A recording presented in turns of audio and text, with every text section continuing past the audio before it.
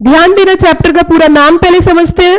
Chapter का नाम है memorandum and article of association and it's alteration. क्या बोला मैंने? Memorandum and article of association and it's alteration. जब भी कभी कोई चैप्टर स्टार्ट करते हैं, तो सबसे पहले हम चैप्टर को समझते हैं कि चैप्टर है क्या। तो अगर हम हेडिंग से देखें तो यहां पे इन्होंने कहा one is a memorandum and second one is a article of association and third one it's alteration. So chapter is divided into 3 parts. बिल्कुल ध्यान से, पहला क्या है? मेमोरेंडम, दूसरा क्या है? आर्टिकल ऑफ एसोसिएशन, और तीसरा क्या है? Alteration and it's alteration.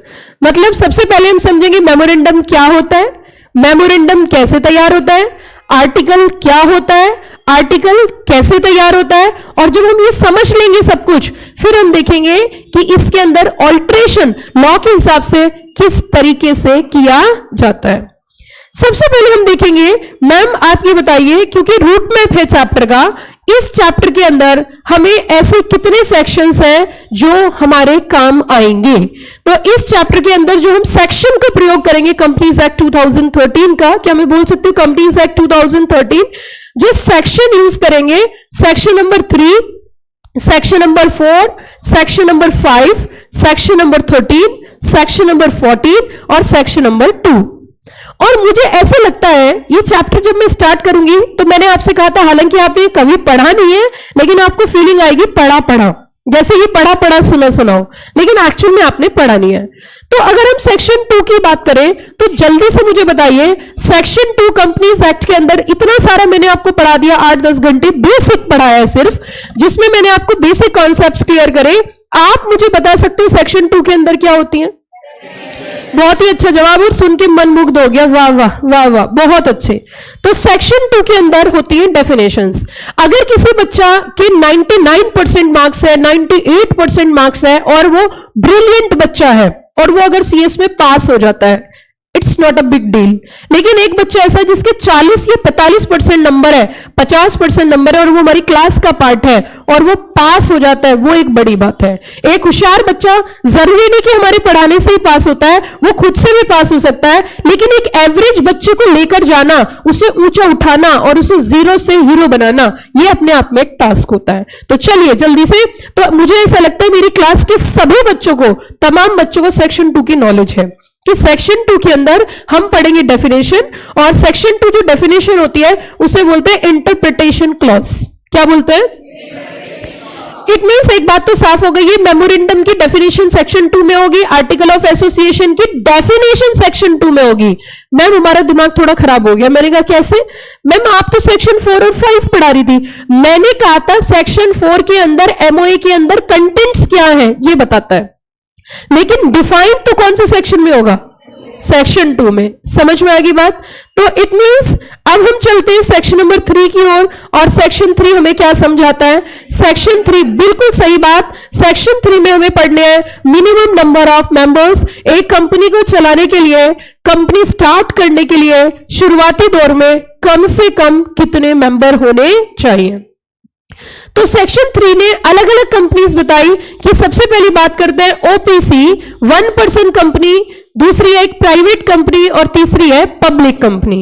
1% company वो कंपनी होती है जो 1% से चलती है, तो उसमें मिनिमम 1 मेंबर चाहिए। प्राइवेट कंपनी में कम से कम 2 मेंबर चाहिए, और पब्लिक कंपनी में कम से कम 7 मेंबर्स चाहिए। ये बात लिखी हुई है सेक्शन नंबर 3 के अंदर। आई थिंक सो, मुझे ऐसा लगता है सेक्शन 3 भी आपने सुना और पढ़ा है। चलते हैं अगले सेक्शन की ओर, सेक्शन नंबर 4। अगर हम सेक्शन नंबर 4 की बात करें, तो सेक्शन 4 मेमोरेंडम ऑफ एसोसिएशन का है, और याद करने की बड़ी आसान ट्रिक, चारों ओर दिमाग लगाकर मेमोरी शार्प होती है, तो सेक्शन नंबर 4।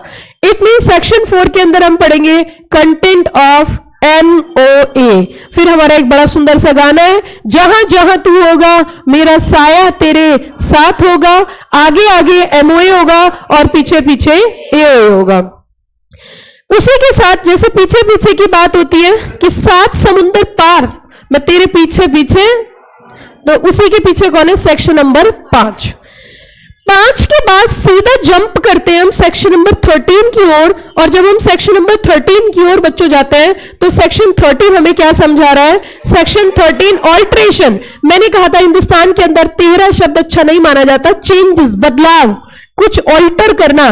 तो section number 13 alteration of MOA, it means MOA के ऑल्ट्रेशन के बारे में जिक्र करता है। उसी के बाद फिर से वही गाना रिपीट कर देते हैं, जहां जहां तू होगा मेरा साया तेरे साथ होगा। आगे आगे एमओए होगा और पीछे पीछे। तो उसी के बाद भाई और बहनों आ जाता है सेक्शन नंबर 14। तो इट मींस यहां पे ऑल्ट्रेशन ऑफ एओए होगा। सेक्शन 2 मैंने ऑलरेडी आपको कवर करा दिया। ये 6 सेक्शन का प्रयोग करके हम इस चैप्टर को आगे बढ़ाएंगे। इन सेक्शंस का इस्तेमाल होगा, इन सेक्शन के प्रोविजन को समझेंगे और एमओए एओए को पढ़ेंगे। अब इसके बाद हमारे सामने एक क्वेश्चन ये आता है कि ये एमओए, जिसे शॉर्ट में एमओए बोलते हैं, हालांकि क्लास 11th में आपने एमओए पढ़ा, लेकिन ये डीप डिस्कशन होगा AOA. Ma'am these are the most important documents of company. Answer is yes. पर क्यों? ये इंपॉर्टेंट डॉक्यूमेंट्स इसलिए है कि जब भी कभी कोई कंपनी बनाई जाती है तो कंपनी बनाने का जो सेक्शन है वो सेक्शन नंबर 7 है। कौन सा है? सेक्शन 7 को भी याद करने का तरीका मैंने आपको सिखा रखा है। कैसे? 7 फेरों से बंधाइए जन्मों का बंधन। इट मींस ये क्या कहता है कि कंपनी एक बार अगर बन जाती है तो किसी के जीने से, किसी के मरने से, किसी के आने से या किसी के जाने से कंपनी की सेहत पे कोई असर नहीं पड़ता। तो इसीलिए हम कहते हैं कि सेक्शन 7 के तहत बनती है।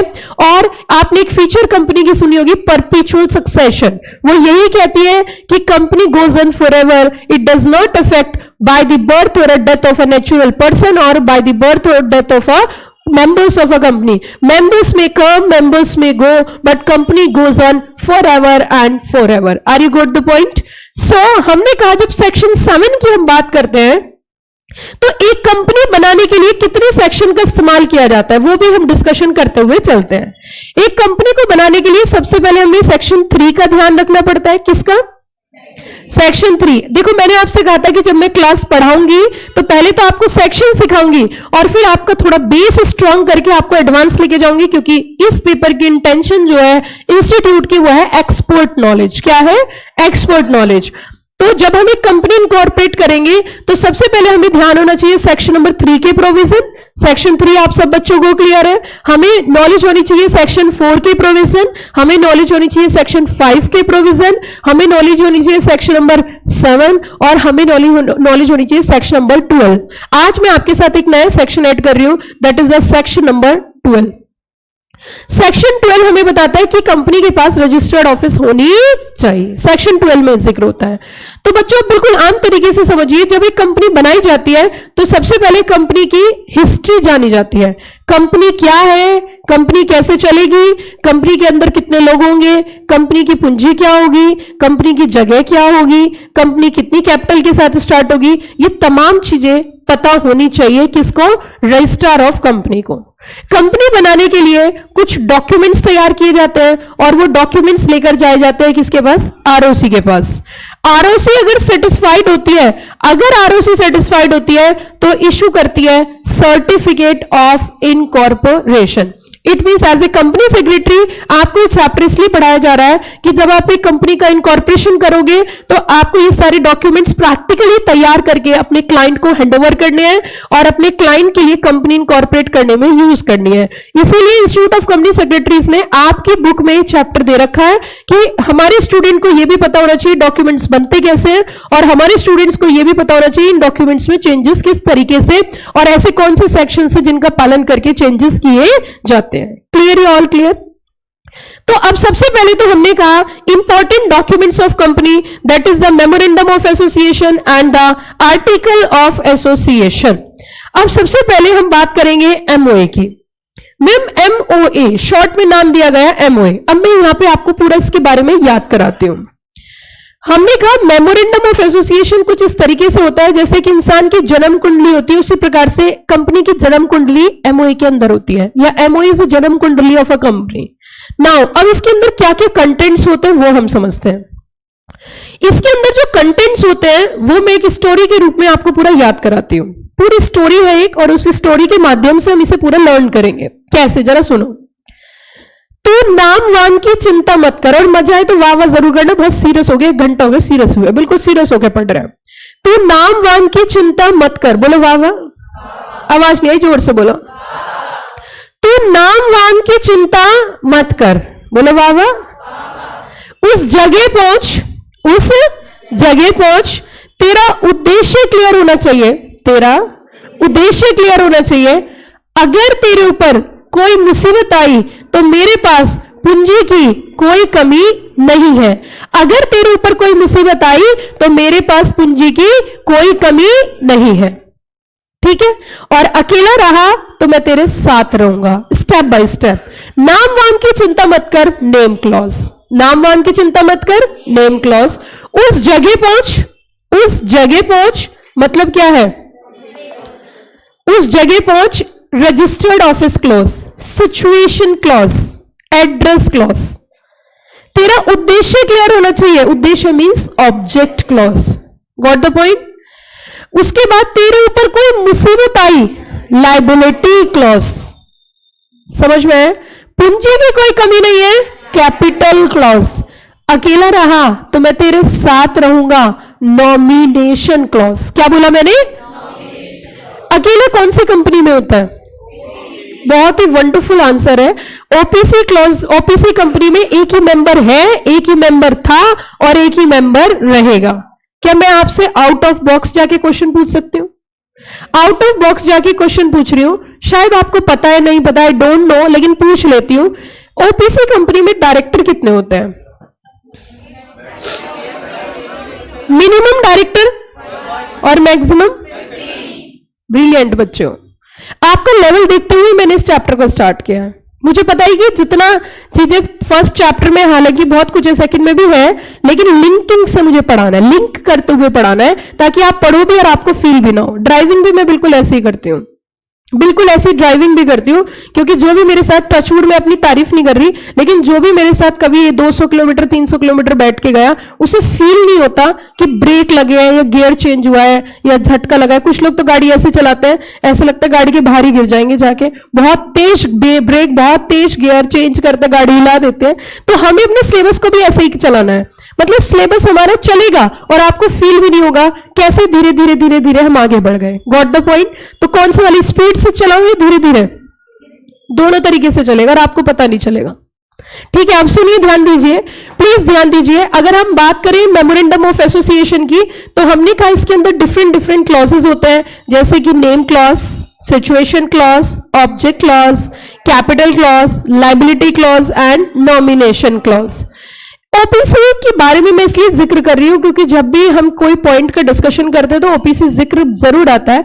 तो ओपीसी वैसे तो एक प्राइवेट कंपनी ही है, लेकिन उसके पास कुछ यूनिक फीचर्स है। यूनिक ऐसे, नॉर्मल प्राइवेट कंपनी के लिए मिनिमम 2 डायरेक्टर चाहिए, वो एक से भी काम चला लेती है।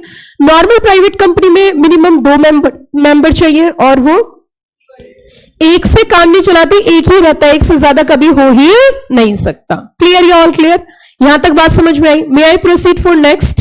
चलिए जी, अब हम अगली चर्चा करेंगे। हमने एक बात तो समझ लिया है, these are the 2 important documents of company, one is a MOA and second one is a AOA. मैंने अभी थोड़ी देर पहले आपके साथ डिस्कस किया था, मैंने कहा कंपनी लॉ के अंदर कभी कभी ऐसा होता है कि एक इस तरीके के क्वेश्चन आते हैं जिन्हें हम डायरेक्ट क्वेश्चन समझते हैं। डायरेक्ट क्वेश्चन जैसे कि आपके एग्जाम में क्वेश्चन आ सकते हैं, difference between MOA and AOA 4 marks. तो these are the direct questions. तो अगर आप क्लास में सही तरीके से सुन लोगे तो अपनी भाषा में लिख दोगे कि एमओए और एओए के बीच में क्या डिफरेंस होता है। तो सबसे पहले हमने कहा एमओए क्या होता है, कि एमओए वो होता है जो कंपनी के कॉन्स्टिट्यूशन को डिफाइन करता है। एमओए की क्या डिफाइन करता है? कॉन्स्टिट्यूशन, संविधान को, कंपनी कैसे चलेगी। अब मैं इसकी ना लिंकिंग करते हुए चलूंगी। मैंने आपको पहले भी बताया था ना कि मैं चीजों को, कॉन्सेप्ट्स को लिंक करूंगी एक से दूसरे से, और जब आपकी लिंकिंग मजबूत हो जाएगी, क्योंकि यहां भी पढ़ोगे और वहां भी पढ़ोगे। तो अब सबसे पहली चीज मुझे आप ये बताइए, क्या memorandum of association, article of association 2 public documents होते हैं? पहले जवाब दो, क्या ये पब्लिक डॉक्यूमेंट्स होते हैं? पब्लिक डॉक्यूमेंट्स का मतलब क्या? पब्लिक डॉक्यूमेंट का मतलब क्या होता है, कौन बताएगा? What do mean by the public documents? क्या होते हैं पब्लिक डॉक्यूमेंट्स? हाँ जी बताइए, पब्लिक डॉक्यूमेंट्स क्या होते हैं? किसे बोलते हैं पब्लिक डॉक्यूमेंट्स? बाहर के लोग देख सकते हैं।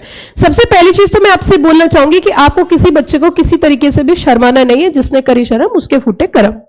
दूसरी बात यह है कि आपको यहाँ पे बोलना सीखना है। आपके मन में अगर कोई आंसर है, ज्यादा से ज्यादा क्या हो सकता है, गलत हो सकता है। तो अगर सबको सही पता हो तो पढ़ने कौन आए, है ना? अगर सबको सही आंसर है, कोई भी क्लास के बीच में अगर कोई बच्चा, पहली बात तो हमारी क्लास का डेकोरम बहुत अच्छा रहता है। अगर कोई बच्चा कोई रिस्पॉन्स कर रहा है, कोई रिप्लाई कर रहा है और उसने सपोज गलत भी कर दिया, तो उसको ऐसे नहीं करना, हो ऐसे नहीं करना है। क्लास के दौरान उसे मोटिवेट करना है ताकि वो आगे और रिप्लाई कर सके। तो आपको मेरे साथ पार्टिसिपेट जरूर करना है। तो मैंने आपके सामने क्वेश्चन रखा कि मेमोरेंडम ऑफ एसोसिएशन और आर्टिकल ऑफ एसोसिएशन क्या ये पब्लिक डॉक्यूमेंट्स है? आपने कहा यस। मैंने पूछा क्यों? क्योंकि देखो, बिना क्यों के मैं आगे नहीं बढ़ सकती। मैं आपको पढ़ाती नहीं बिना क्यों के, तो आपसे कैसे सेटिस्फाई हो सकती हूँ? बताइए क्यों? हाँ बताओ। इस बच्चे के लिए जितनी तारीफ हो सके उतनी कम है।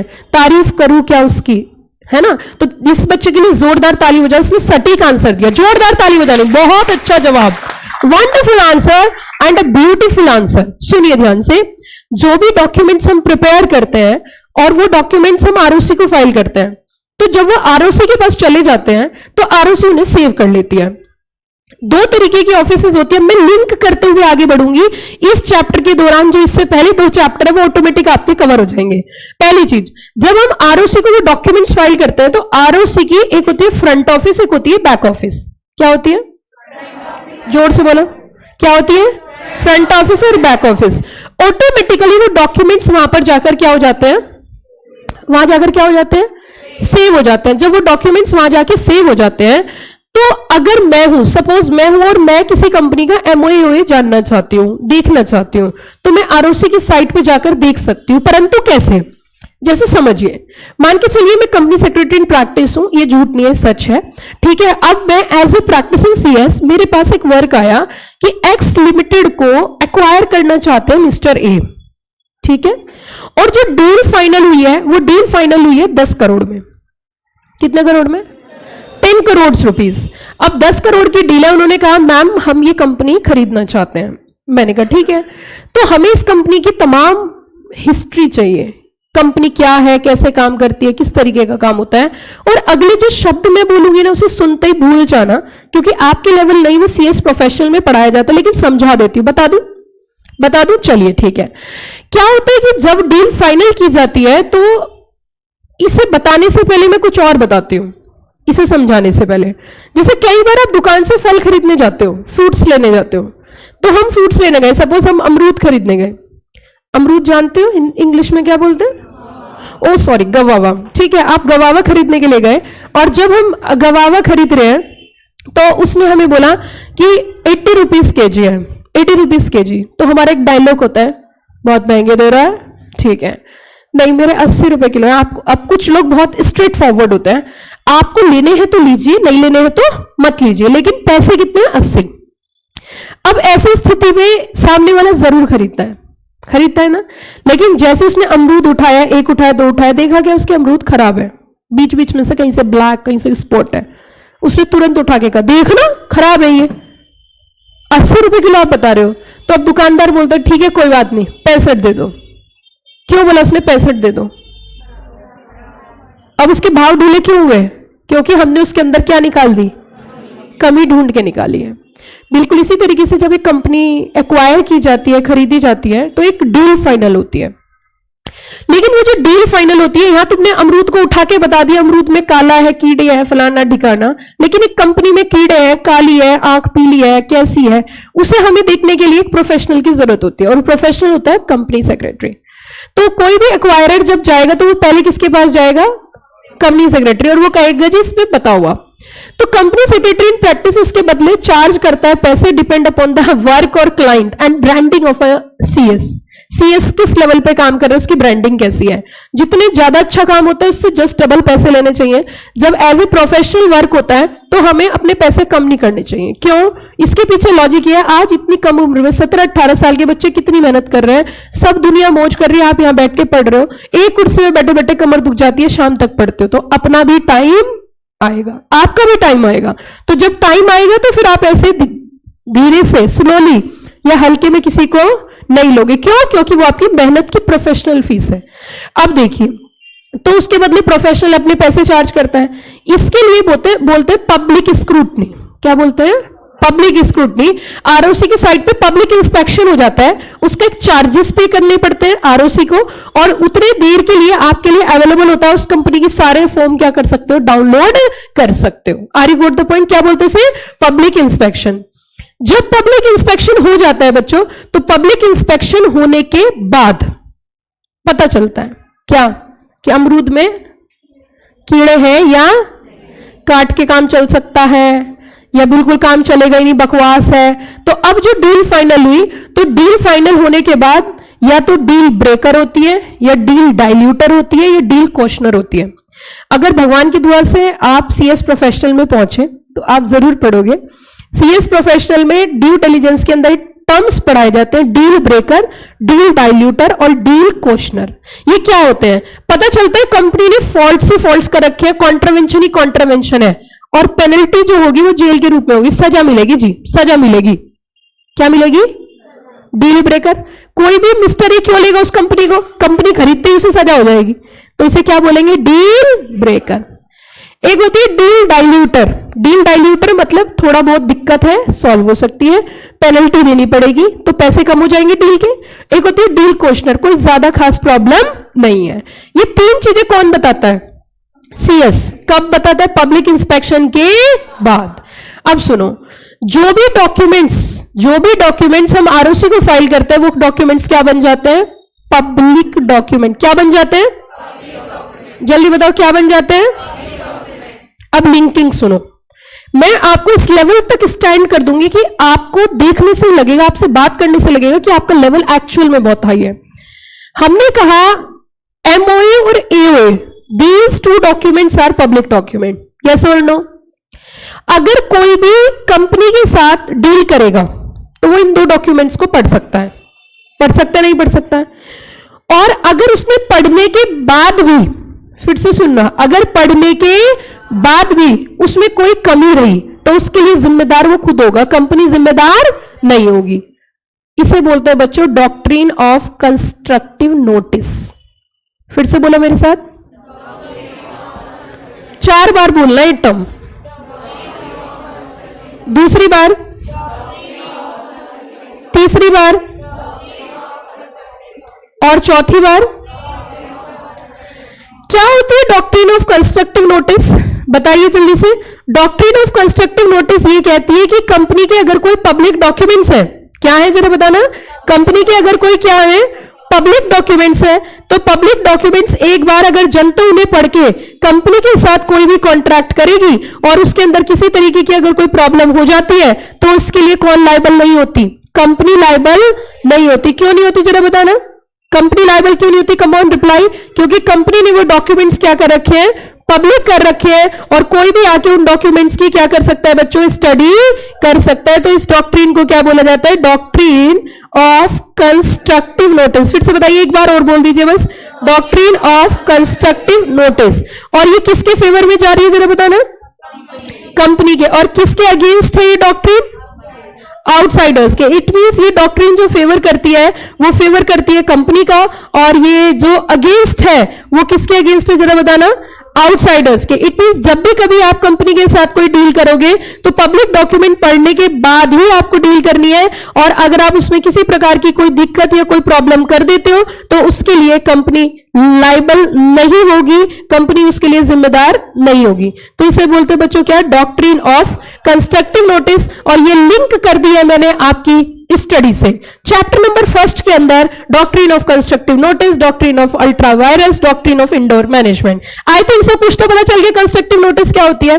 डॉक्ट्रिन ऑफ कंस्ट्रक्टिव नोटिस का मतलब है notice is a doctrine where all persons dealing with a company, फिर से सुनिए, all persons dealing with the company are deemed to have knowledge. Companies किसके बारे में जरा बताइए, कंपनी के किसके बारे में, article of association and memorandum of association. अब बताइए क्या पब्लिक डॉक्यूमेंट्स की महत्वाकांक्षा समझ में आई?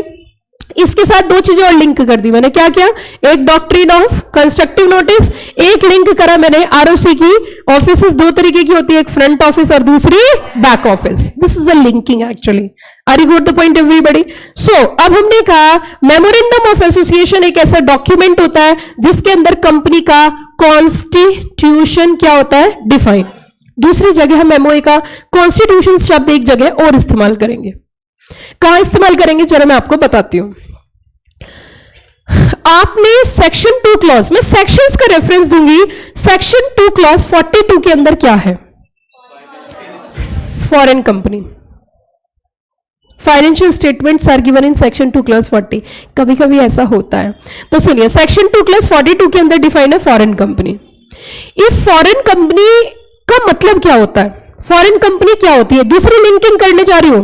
पहली लिंकिंग किसके साथ करी, डॉक्ट्रिन ऑफ कंस्ट्रक्टिव नोटिस। क्या होती है कंस्ट्रक्टिव नोटिस? कि एक बार पब्लिक डॉक्यूमेंट जो है पब्लिक हो गए तो उसे पढ़ के आप कंपनी के साथ कॉन्ट्रैक्ट करोगे, अगर कोई दिक्कत होगी उसके लिए कंपनी लायबल, आउटसाइडर जिम्मेदार होगा। इस डॉक्ट्रिन को बोला जाता है डॉक्ट्रिन ऑफ कंस्ट्रक्टिव नोटिस, ठीक है। दूसरा हमने कहा आरओसी के पास डॉक्यूमेंट फाइल होते हैं, एक फ्रंट ऑफिस होता है और एक बैक ऑफिस होता है। चलिए जी अगली बात सुनिए। अगली चीज ये है बच्चों, मैंने आपको रेफरेंस दिया सेक्शन 2 क्लास 42 का। सेक्शन 2 क्लास 42 में डिफाइन है फॉरेन कंपनी। फॉरेन कंपनी जो डिफाइन है, फॉरेन कंपनी का मतलब क्या होता है? फॉरेन कंपनी का इन्होंने मतलब बताया। फॉरेन कंपनी का मतलब है वो कंपनी जो इनकॉर्पोरेटेड कहां पे है, आउटसाइड इंडिया, लेकिन प्लेस ऑफ बिजनेस, जोर से बोल दो, प्लेस ऑफ बिजनेस। एक बार और जोर से बोल दो, प्लेस ऑफ बिजनेस। अब जब वो इंडिया में बिजनेस करेगी तो क्या उसके ऊपर कंपनी एक्ट लगना चाहिए कि नहीं लगना चाहिए? Either the provision of companies act are applicable to a foreign company और नॉट, होने चाहिए। तो उसको क्या करना पड़ता है कि जब फॉरेन कंपनी इंडिया में बिजनेस करना चाहती है तो वो जैसी इंडिया में आ जाती है उसके 30 दिन के अंदर उसे कुछ डॉक्यूमेंट्स फाइल करने पड़ते हैं आरओसी के पास, और उन डॉक्यूमेंट में से एक डॉक्यूमेंट कंपनी का ऐसा होना चाहिए जो कॉन्स्टिट्यूशन डिफाइन करता है। जो क्या डिफाइन करता है? कॉन्स्टिट्यूशन, जिसे बोलते हैं मेमोरेंडम ऑफ एसोसिएशन। अगर वो इंग्लिश भाषा में नहीं है, इंग्लिश लैंग्वेज में नहीं है, किसी अदर फ्रेंच में, जर्मन में, किसी अदर लैंग्वेज में, तो आपको उसकी लैंग्वेज भी चेंज करनी है और इंग्लिश लैंग्वेज की समरी बना के आरओसी को क्या करनी पड़ेगी, फाइल करनी पड़ेगी। क्लियर या ऑल क्लियर? लिंक कर लिया? कहां का लिंक करा जल्दी बताओ? फॉरेन कंपनी के साथ लिंक कर दिया और डॉक्ट्रिन ऑफ कंस्ट्रक्टिव नोटिस के साथ भी हमने इस कॉन्सेप्ट को क्या किया, लिंक किया। अगली चीज फाउंडेशन, आगे कहता है कि memorandum of association is a foundation upon which company built. Memorandum of association एक ऐसा डॉक्यूमेंट होता है जिसके बेसिस पर कंपनी बिल्ट होती है, जिसके बेसिस पर कंपनी बनती है। ओके आगे सुनो। First document of company, company का कैसे डॉक्यूमेंट होता है? First document of company. और अगला पॉइंट टू बी नोटेड पढ़िए जरा, क्या लिखा है point to be noted? Preparation of MOA is most essential pre requirement for incorporating the company. फिर से बताइए क्या बोला? Preparation of MOA is most essential, आगे pre requirement for incorporating the company. Pre मतलब क्या होता है? ओके किससे पहले? इनकॉर्पोरेशन के टाइम पे कितने सेक्शंस की नॉलेज होनी चाहिए? Section number 3, section number, section number, section number, section number 12। ताली बजाओ अपने लिए जोरदार, बहुत बढ़िया, वंडरफुल। इट मींस क्या बिना एमओए की कंपनी बन सकती है? नहीं बन सकती। MOA is a very important, is a basic document जो कि हमें किसे फाइल करना है? आरओसी को फाइल करना ही करना है। चलिए जी अब हम यहां पे कुछ और बातें पढ़ेंगे, कुछ और पॉइंट्स डिस्कस करेंगे। और पॉइंट्स क्या होंगे जरा सुनिए।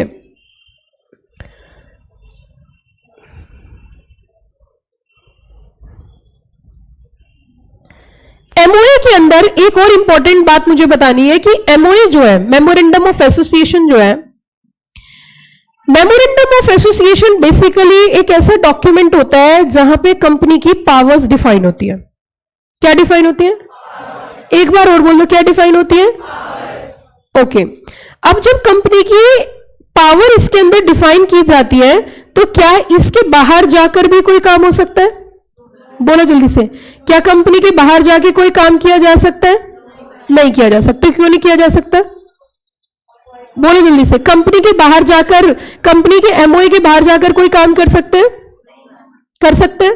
नहीं कर सकते। क्यों? क्योंकि उसकी कंपनी की पावर क्या है?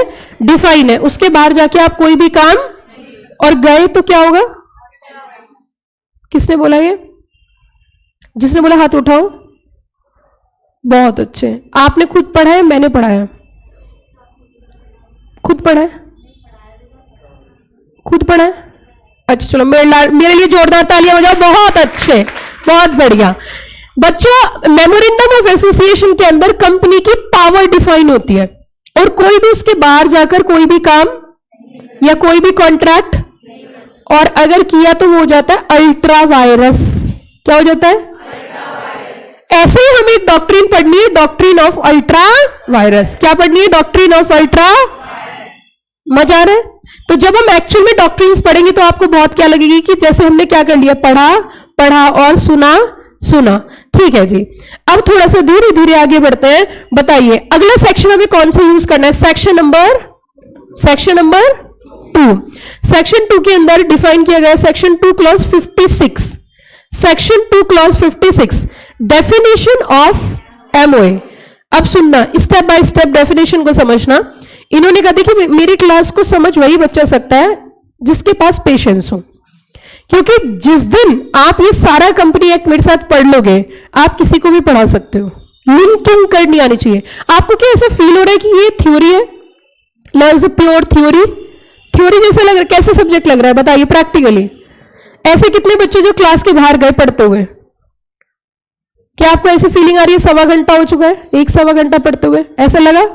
चलिए मैं यही चाहती हूं कि आप 4 घंटे लगातार पढ़ लो, पता ही ना चले, क्योंकि ऐसा भी होगा कि हम 4 घंटे भी लगातार पढ़ेंगे। हम 1 शॉट स्लॉट लेंगे 10:30 से 2:30, फिर लंच। ठीक है, 10:30 से सीधा क्या कितने घंटे हो जाएंगे? बस इतना ही पढ़ना है, ज्यादा कोई जरूरत नहीं है, बस इतना ही। देखिए अब इधर देखिए, सेक्शन 2 क्लॉज 56 क्या है बताना जरा? Definition of MOA, originally framed. अब यहां पे रुको, originally framed and altered from time to time, लेकिन किसके हिसाब से?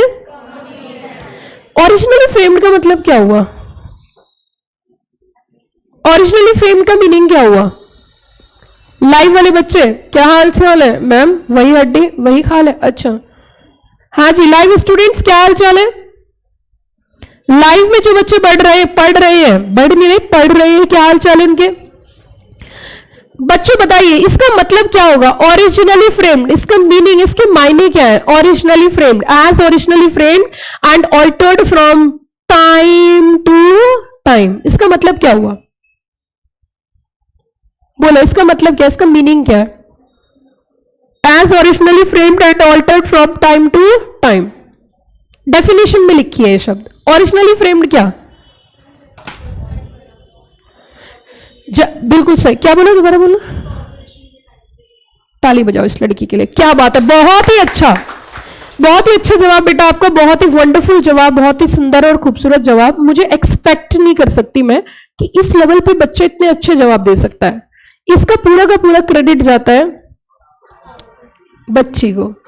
सुनिए ध्यान दीजिए अब, इट मींस यहां पे ओरिजिनली फ्रेम का मतलब है जिस समय कंपनी ओरिजिनली बनी और पहले वो डॉक्यूमेंट तैयार हुए तो उसे बोलते हैं ओरिजिनली फ्रेम्ड।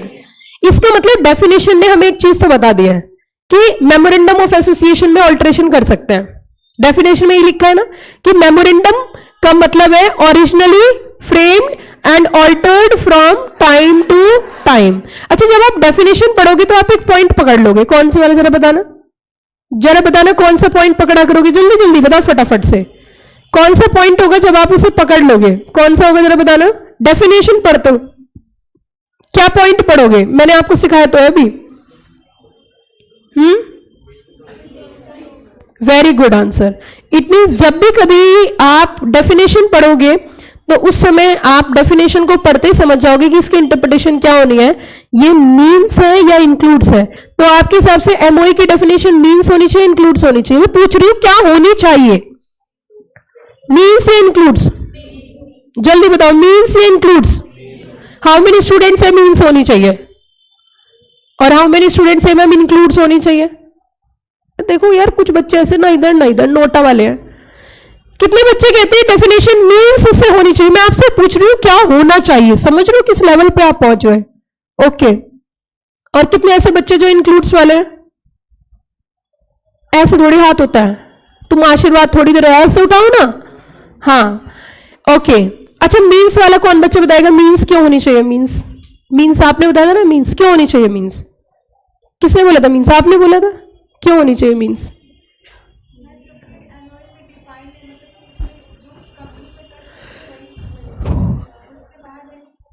ठीक है, इंक्लूड्स क्यों होनी चाहिए? कुछ एक्स्ट्रा चीजें ऐड हो सकती है इसमें? झूठा। ये देखो इधर, मीन्स, मेमोरेंडम मीन्स, वर्ड क्या यूज किया इन्होंने? मीन्स। यहां पे मीन्स इसलिए यूज किया, स्ट्रिक्ट डेफिनेशन है, कोई और डॉक्यूमेंट मेमोरेंडम में नहीं आ सकता। मेमोरेंडम का मतलब वही होगा जो मेमोरेंडम में है, अलग से कोई नई चीज आप इसके अंदर ऐड नहीं कर सकते। इसलिए यहां पे क्या वर्ड यूज हुआ बताइए जल्दी से? Memorandum means. ओके, आगे देखिए। अब सुनो मेरी बात, अगली बात सुनो, अगली बात सुनो, अगली बात सुनो। अब हम यहां पे समझेंगे एमओई के अंदर क्या क्या कंटेंट्स होते हैं। एमओई के अंदर क्या क्या कंटेंट्स होते हैं, बताएं जरा क्या क्या कंटेंट होते हैं?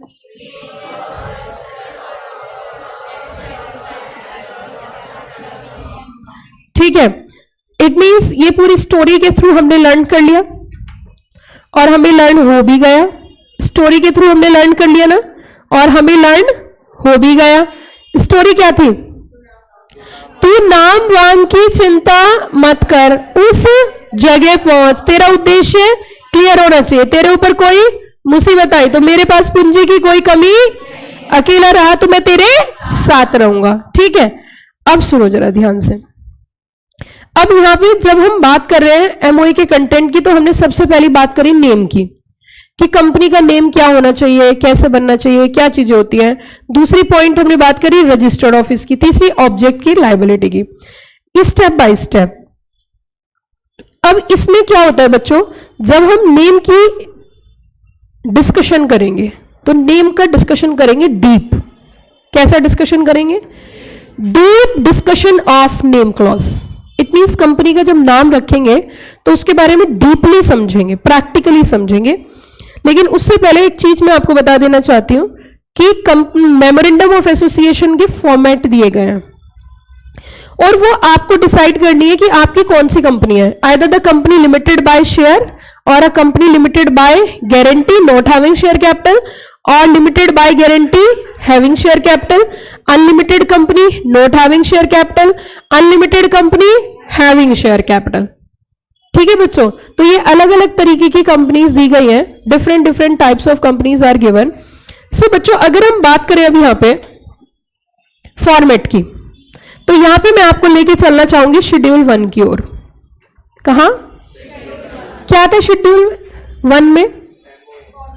Format of MOA and AOE. याद आया? Format of MOA and. जितने भी बच्चे क्लास के अंदर बैठे हैं, अब से पहले जितने भी लेक्चर्स मैंने लिए हैं, सारे लेक्चर्स अभी के लिए यूट्यूब पे अपलोड कर दिए हैं, सिर्फ इसी वजह से कि बच्चा अगर कोई बीच में आए तो वेट ना करे और उसके कॉन्सेप्ट क्लियर रहे। क्योंकि देखो, इस सब्जेक्ट में मुझे बहुत हार्ड वर्क करना पड़ता है और बच्चे को नींव से निर्माण तक, जीरो से हीरो तक लेके जाना पड़ता है। तो अगर किसी भी बच्चे ने बीच में कोई क्लास मिस करी है तो वो जून 2024 का फोल्डर मैंने बना दिया, वहां पे लेक्चर्स अपलोड है, वहां जाके आप देख सकते हो इंट्रोडक्शन के नाम से। ठीक है बच्चों, चलिए, तो हमने कहा इसका जो फॉर्मेट मिलेगा वो कहां पर मिलेगा?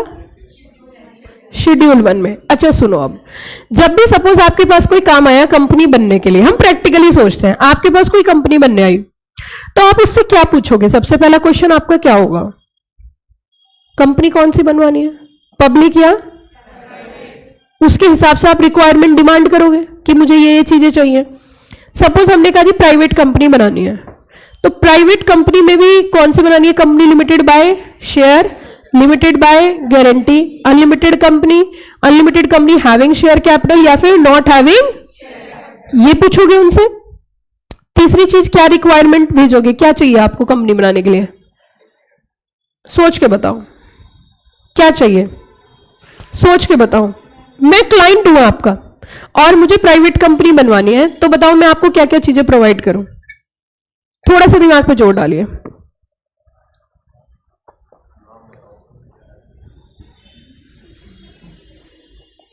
इसके अलावा मेंबर्स और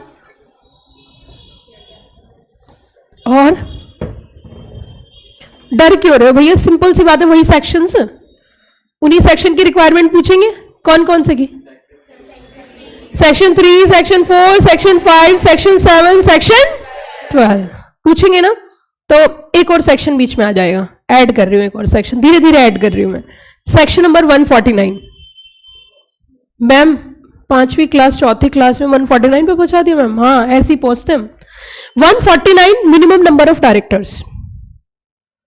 तो हम कह सकते हैं section 3, section 4, section 5, section 7, section 12, section 149। ठीक है, अब आप वहां पे बैठ के अपने क्लाइंट से कहोगे सेक्शन 3 की रिक्वायरमेंट ये है, 4 की, ऐसे नहीं बोलना। उन्हें नहीं बताना कौन से सेक्शन की हम बात कर रहे हैं, वो हमें पता होना चाहिए। डॉक्टर के यहाँ कभी भी जाते हो तो जब कोई बीमारी होती है तो वो बताता है एज पर दिस ये दिक्कत हुई है, आप ये खाओगे तो आपको दिक्कत नहीं होगी, आपको किस वजह से प्रॉब्लम हुई है, इसकी वजह ये है, इसका ये प्रिकॉशन है। वो क्या कहता है, क्या बीमारी हुई है, क्या बीमारी है? मैम जी दिल का रोग है। अच्छा अच्छा, क्या हुआ है? लवेरिया हुआ है जी। अच्छा, किस वजह से हुआ, क्यों हुआ, आगे ना हो, वो सीधा क्या लिखेगा? दवाई लिखेगा ना, या बुखार हुआ है, सिर्फ बुखार किया तो दवाई लिखेगा या क्या लिखेगा? टेस्ट। लेकिन वो अपनी स्टडी के बेसिस पे आपको बताएगा उसने ऐसा क्यों बोला। तो आप ये क्या होता है, शुरू शुरू में जब बच्चे पढ़ते हैं तो उन्हें नॉलेज का ना शौक पड़ जाता है, मतलब हवाबाजी बहुत करते हैं। जैसे घर में चल रहे तो कह रहे एज पर सेक्शन 2 1 गिलास पानी। अब जैसे कहीं किसी को शादी में जाना है, फंक्शन में जाना है, शादी का सीजन चल ही रहा है, आपको पता ही है। तो जैसे शादी में जाना है तो पापा as per section number 3 how many family members are going to marriage, है ना। आप ऐसी ऐसी बातें करोगे तो घर वाले क्या सोचेंगे? भाई ये तो पागल हो गया, पढ़ता पढ़ता है। बेटा और मत पढ़, तो पागल हो जाएगा। पढ़ने से कभी कोई पागल हुआ है? पढ़ने से कोई पागल नहीं होता, बुद्धि तेज होती है पढ़ने से।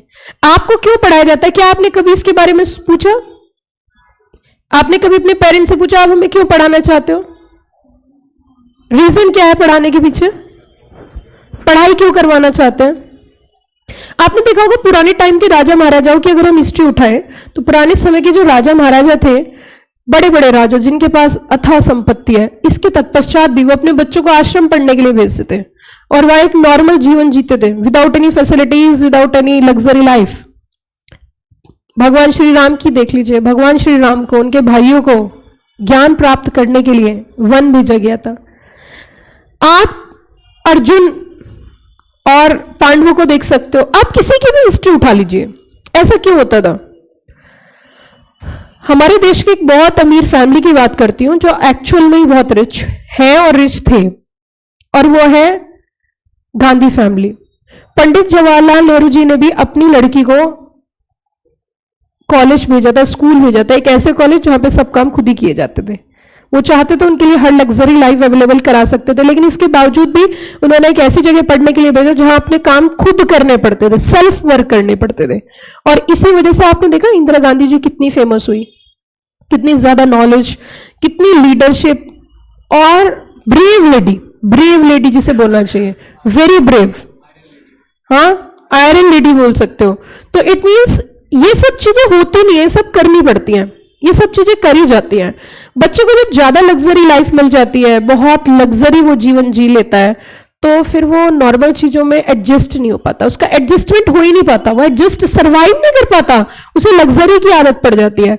आज ऐसे बहुत सारे बच्चे, जब हम बिल्कुल जमीर से जुड़े होते हैं, हम जीरो लेवल से जुड़े हुए होते हैं, तो हम अपने रास्ते खुद फाइंड आउट करते हैं, लेकिन जब हमें हर चीज अवेलेबल होती है तो हम ग्रो नहीं कर पाते, हम एडजस्ट नहीं हो पाते, है ना। अभी भी मैं बहुत सबसे बड़ी जो एक बच्चे की टीचर माना जाता है, सबसे बड़ी बच्चे की टीचर उसकी मदर होती है, और हिंदुस्तान की मदर बहुत एक्सपर्ट है अपने बच्चों को एक्सपर्ट बनाने के लिए। एक बात बताइए, पहले अभी कुछ टाइम में आपने देखा होगा एक बड़ा चेंज आया हमारे देश के अंदर। क्या चेंज आया? बच्चों को पैनिक अटैक आते हैं। जब मैंने पहली बार ये शब्द सुना, I am getting shock to see कि पैनिक अटैक सीरियल्स में बहुत आते हैं। पैनिक अटैक क्या चीज है जी? पैनिक अटैक है जैसे बच्चे को ज्यादा डांट देना या बच्चे को मार देना, तो उसकी इंसर्ट हो जाती है, तो वो झेल नहीं पाता उसे। भाई साहब, अब हमारे टाइम की अगर कहानी सुनो तो हमें तो हर 2 मिनट में पैनिक अटैक आते थे। क्यों? क्योंकि हमें खुद नहीं पता था किस मोड़, किस जगह, किस नुक्कड़, किस गली पे हमारे ऊपर हाथ साफ हो जाए। हमें खुद ही नहीं पता था। हमें यही नहीं पता था कौन से फैमिली मेंबर अपना गुस्सा किसके उतार दे। पहले जॉइंट फैमिलीज होती थी, जॉइंट फैमिलीज में दादा दादी की लड़ाई हो रही है तो बच्चा दादी के पास गया, दादी ने चिपका दिया, वो वहां से भाग गया। वो अपने मम्मी पापा के पास गया, मम्मी फ्रस्ट्रेट हो रही है काम से, मम्मी को गुस्सा आ रहा है, मम्मी किचन में काम कर रही है, बच्चा इन्हें इरिटेट कर रहा है। इरिटेट कर रहा है तो वो किस हथियार से पिट जाए खुद ही नहीं पता। चकला, बेलन, चिमटा, झाड़ू, है ना, वो अलग ही किसी से। उसी के साथ साथ वो उसकी बुआ के पास गया, बुआ पैसे मांग रही है, घर वाले पैसे नहीं दे रहे, बुआ ने 2 चिपका दिए। तो उस बच्चे को तो शादी का फंक्शन चल रहा है, वो इरिटेट कर रहे हैं, बहुत सारे लोग वहां पे हैं, बच्चे के चाटा पड़ गया, उसे ये नहीं पता यार ये कि बेइज्जती हो गई, लेकिन वो यूज्ड टू हो जाता है। परंतु आजकल के बच्चों को इतना पैम्पर किया जाता है, इतना पैम्पर किया जाता है, इतना पैम्पर किया जाता है, बेकार हो जाता है बच्चा। ज्यादा पैम्परिंग ठीक नहीं होती। भाई इज्जत की बात कर रहे हो, छोटे बच्चे की इज्जत तब होगी ना, बेइज्जती तब होगी जब उसकी इज्जत होगी। अब वो बच्चे की जब इतने उसके थप्पड़ पड़ चुके हैं तो अब उसको पैनिक अटैक का मतलब ही नहीं पता, है ना। अब क्या होता है कि लड़की को बिल्कुल रानी बना के रखते हैं, बारबी डोल बना के रखते हैं, क्वीन जैसा ट्रीटमेंट मिलता है। भाई तो बहन के हाथ ही नहीं लगा सकता, और अगर गलती से भाई ने बहन को मार दिया तो 2 दिन तक बहन खाना नहीं खाती है। मम्मी खाना लेके जाती, बेटे खा ले, बेटे खा ले, पूछो मत यार, खाना ऐसी चीजें कोई खाए ना, भूख लगेगी सब बैठ के खाएंगे, वो तो मांग मांग के खाएंगे। जब पता है कि मेरे साथ बहुत ज्यादा क्या होगी, फॉर्मेलिटीज होगी, तो और एक्सट्रीम लेवल पे करता है। जैसे हिंदुस्तान के दामाद एक्सट्रीम लेवल पे एटीट्यूड, और धीरे धीरे धीरे धीरे वो एक्सट्रीम लेवल के एटीट्यूड जैसे फूफाजी बनते हैं तो वो धीरे धीरे फ्रस्ट्रेशन में कन्वर्ट हो जाता है ना। तो इट मीन्स अब आजकल क्या होता है कि लड़कियों को जैसे डांट दिया, अब उनकी शादी हो गई, शादी होने के बाद भी पेरेंट्स बहुत इमोशनल हो जाते हैं। ऑब्वियस सी बात है, अपने दिल के टुकड़े को आप भेज रहे हो, तो अब क्या होता है वो झेल नहीं पाते। अब लड़की को जैसे वहां पे लड़के ने कुछ बोल दिया तो सीधा लड़की फोन मिलाती है मदर को, I can't survive mom, I can't survive, I can't, please I come back to my home, I really I am not, बस यही चलता है। अब मम्मी का जवाब क्या होता है, बेटा हुआ तो तेरे साथ बहुत गलत है पर तुझे रहना वही है। इट मींस यार तुम क्या प्रॉब्लम क्या हो गई, इट्स ओके। ये चीजें अगर हमारे अंदर नहीं होंगी तो लाइफ बहुत अच्छी हो सकती है। कोई भी इंसान खराब नहीं होता, बट उसमें मूवमेंट खराब होता है। ये चीज हमेशा ध्यान रखना। आप एक अच्छे प्रोफेशनल के साथ एक अच्छे ह्यूमन बीइंग भी बनना है। जनरली मैंने ऐसा देखा है कि जो प्रोफेशनल्स होते हैं या हाईली क्वालिफाइड लोग होते हैं, हाईली क्वालिफाइड पर्सनालिटीज होती है, उनके अंदर एटीट्यूड बहुत आ जाता है, और स्पेशली लड़कियों के अंदर तो बिल्कुल नहीं होना चाहिए। Suppose in future you become a company secretary और fetching a salary of ₹2 lakh और 3 लाख अपने लिए, दूसरों के लिए नहीं। दूसरों के लिए आपको अपने रिलेशंस वैसे ही रखने हैं जैसे एक नॉर्मल होते हैं।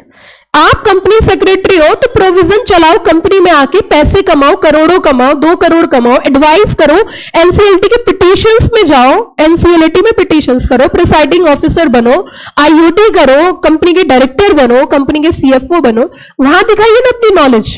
Why you exposing your knowledge in your own family? वहां पे आप एक नॉर्मल इंसान हो। Got the point? तो हम जो मेहनत करते हैं, अब मैं उस क्वेश्चन पे वापस आ जाती हूं कि आपके पेरेंट्स आपको क्यों पढ़ा रहे हैं? आपके पेरेंट्स आपको इसलिए पढ़ा रहे हैं ताकि in future when you entering into the society in your own, showing your own identity, your own image, तो आपको सही गलत के बीच में अंतर पता हो, आप उस समाज में एक स्टेबल लाइफ जी सको, आप एक रिप्यूटेड लाइफ जी सको। क्योंकि पढ़ाई एक ऐसी चीज होती है जो पैसे के साथ साथ रिस्पेक्ट भी देती है। जब आप इन फ्यूचर कंपनी सेक्रेटरी बनने के बाद अच्छे पैसे कमाओगे तो आपकी लाइफ में 4 चांद लग जाएंगे। नहीं तो पैसे कमाने के तो बहुत तरीके हैं, बहुत जल्दी पैसा कमा सकते हो। एक पिस्टल खरीदो, रात को किसी भी जंगल में जाके खड़े हो जाओ, 2-4 गाड़ी रात को ही लूट लो, लखपति रात में 10 गाड़ी लूट ली, 10 लाख रुपए। गलत तरीके से भी पैसा कमाया जाता है, लेकिन उसकी कोई इज्जत नहीं होती है। इसीलिए हमारे पेरेंट्स, आपके पेरेंट्स इसीलिए पढ़ाते हैं कि इन फ्यूचर जब आप समाज में रहो तो आपको समाज में एक स्टेबल, एक रेपुटेड लाइफ मिल सके। Got the point. लेकिन हम जो इतनी मेहनत करते हैं, उस मेहनत के पीछे की वजह होती है जीवन को अच्छा करना, जीवन को अच्छी तरीके से एंजॉय करना। लाइफ इज वेरी लिमिटेड और लोग उसे खराब कर लेते हैं। शादी क्यों की जाती है? ताकि दोनों मिलकर अच्छा कर सके। लेकिन जब उस शादी की बात प्रॉब्लम्स होती है तो शादी के कोई मायने नहीं रहते। तो इसीलिए मैं आपसे समझाना चाहती हूं, जल्दी जल्दी पढ़ाई करो, जल्दी जल्दी सीएस बनो और जल्दी से अपनी लाइफ बहुत अच्छे तरीके से एंजॉय करो। तो अब वापस आओ जल्दी से। हमें अगर एक कंपनी बनानी है, सेक्शन बताओ कौन कौन से। देखो धीरे धीरे, ये जो मैंने आपके साथ डिस्कशन किया एक ब्रेक था आपको एंजॉय करने का। अब ब्रेक हो गया खत्म, तो अब पढ़ लेते हैं। तो बताइए सेक्शन कौन कौन से? Section number 3, 4, 5, 7, 12, 149। 149 क्या बताता है? Minimum number of directors. तो हम अपने क्लाइंट से क्या क्या चीजें पूछेंगे? आपको कौन सी कंपनी बनानी है? प्राइवेट या फिर पब्लिक या फिर ओपीसी, लिमिटेड बाय शेयर या लिमिटेड बाय गारंटी। टाइप देखेंगे। अगला हमारा क्वेश्चन होगा, कंपनी में डायरेक्टर्स कौन रहेंगे? जो डायरेक्टर रहेंगे उनके नाम और उनका डिन नंबर। क्या बोला मैंने? मैम आप पहले दिन बहुत ऊंची जा रहे हो, मैम ज्यादा हाई फाई चल रहे हो। नहीं, मैं धीरे चलती हूं। जैसे आपका आधार नंबर होता है, ऐसे डायरेक्टर बनाने के लिए डायरेक्टर का आइडेंटिफिकेशन नंबर होता है, वो लिया जाता है। अगर है तो ठीक है, नहीं तो हम लेंगे। समझ में आएगी बात? तो अगला क्वेश्चन हम क्या पूछेंगे अपने क्लाइंट से? पढ़ाने नहीं, आपको सिंपल तरीके से बता रही हूं कि डायरेक्टर किसे किसे बनाना है।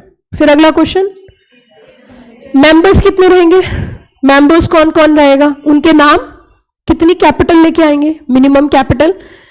आप अपनी कंपनी का रजिस्टर्ड ऑफिस कहां रखोगे? ये क्वेश्चन हम किससे पूछेंगे बताइए ना? क्लाइंट से, क्योंकि उसके बिना आंसर के हम कुछ कर नहीं सकते। जब ये सारी इंफॉर्मेशन हमारे पास अवेलेबल हो जाएगी, अब हम स्टार्ट करेंगे अपना काम। पहला स्टार्ट क्या होगा? एमओए प्रिपेयर करेंगे। अब जब एमओए प्रिपेयर करेंगे और हमें कंपनी का नाम ही नहीं पता क्या बनवाना है, तो हम क्या लिखेंगे? तो इट मींस ये भी इंफॉर्मेशन हमें किससे लेनी पड़ेगी? अपने क्लाइंट से लेनी पड़ेगी। क्लियर है? तो अब देखिए, हाँ बेटा जी, क्या? हाँ तो वो तो मैं आपको भेज ही रही हूं, अभी रुक जाओ 1 मिनट बस। तो इट मीन्स आप जा सकते हो, अगर आप जाना चाहते हो चले जाओ। तो इट मीन्स अगर हम डीप डिस्कशन की बात करें तो सबसे पहला क्लॉज हम स्टार्ट करेंगे। अब क्या बताइए जरा? Name clause. और नेम क्लॉज में हमें देखना है, अगर एक्स लिमिटेड है तो इट मीन्स वो क्या है? Public company. X private limited है, प्राइवेट कंपनी। और अगर सेक्शन 8 कंपनी है तो लिमिटेड और प्राइवेट लिमिटेड का शब्द इस्तेमाल या तो एनजीओ या फिर एनपीओ। और ओपीसी है तो एक्स ओपीसी प्राइवेट लिमिटेड, उसके नाम के लास्ट में क्या लिखा रहता है? ओपीसी। तो बच्चों नेम के बारे में हम डिस्कस करेंगे अगली क्लास में, जो हमारा अगला सेशन होगा। वहां पर हम सीखेंगे कि कंपनी का नाम कैसे रखा जाता है, किन किन बातों का विशेष रूप से ध्यान दिया